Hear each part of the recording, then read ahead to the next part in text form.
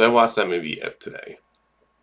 Now, I was really excited for this movie when it was coming out. I didn't have a chance to see it in theaters, but I'm a big fan of John Krasinski, who directed the two Quiet Place movies. I know he directed like two movies before that I haven't seen, but I think he's just a great director.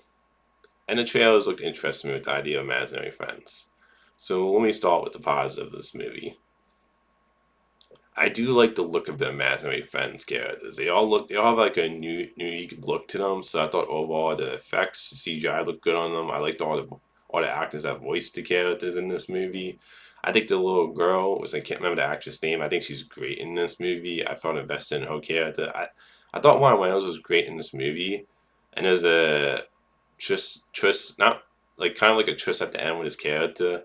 That I was like, oh, I didn't see that coming, but it makes total sense when you think about it. And overall, I did like his character in this movie. Like, I am a big Ryan Reynolds fan. I didn't feel as invested in his character as I wanted to, but I think he does give a great performance in this movie. I think the girl is really the scene steal in this movie, in my opinion. And this movie has a great emotional hook that I wasn't expecting at the beginning, where this girl, like, it showed, like, the time she spent with her parents at the beginning of the movie, and she loses her mom.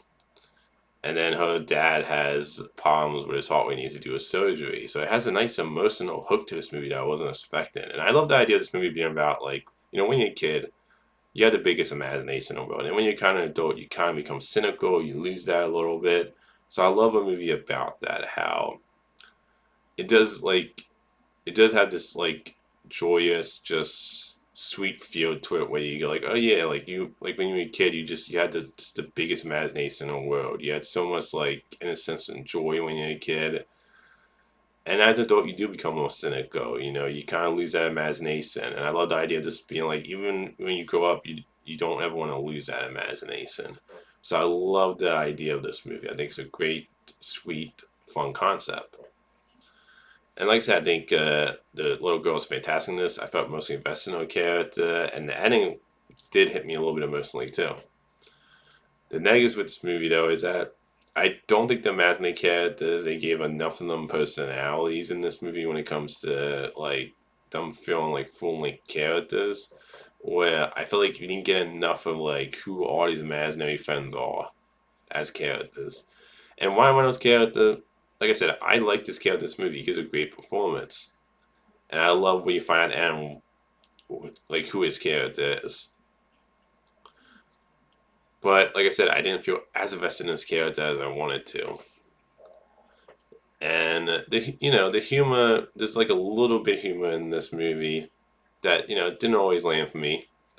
And I do think the pacing kind of felt off at times in this movie. And then another negative thing with this movie for me is that I think the lore around imaginary friends in this movie, they don't really explain the rules and all of it, how it all works. And I felt like you could have, like, this movie's an hour and 49 minutes. I felt like you could have gone more into depth of just how this whole world works. Because I was like, this is interesting. The idea of people having imaginary friends, and then when they grow up, they kind of lose they stop seeing these imaginary friends. And I think there's some really cool, interesting ideas. And I love the fact this is the original movie, but I felt like they just kind of don't bother to really go into the rules of this world and how these imaginary friends work. So I felt like you could have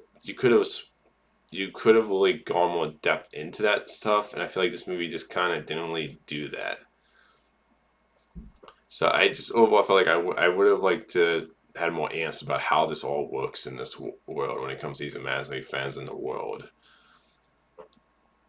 And for me, when it comes to John Krasinski, who I think is a great director, I do wish he directed somebody else to play the dad in this movie, because he's one of the characters in this movie too, where he's playing the girl's dad, who he does survive the surgery at the end. Who I think does a great job in this movie. And I love the fact that his character still has an imagination even as an adult, which I love. Like I said, I love the message of the movie. But I feel like I would like to have seen more scenes between her and his character, her dad, in this movie, because I feel like he's not in this movie enough. And I think he still let somebody else. I feel like he still let somebody else play that role, like him directing the movie and starring in it. I feel like his character I really would like to have had his character more in the movie, personally. I just felt like he wasn't in there enough because he's distracting the movie also. But overall, I think If is an enjoyable, cute, street movie. It's not, I don't think it's fantastic. There were some things that held it back for me personally. But I would recommend If. If you're looking for just a nice family, sweet, kind of joyful movie, I would check out If. It's not going to be on my top of the list of the year or anything like that. It's not a movie I would call like fantastic or feel the need to go back and rewatch again, but it's just a nice, sweet, enjoyable movie. So that's my thoughts on If. Until next time, movie fans.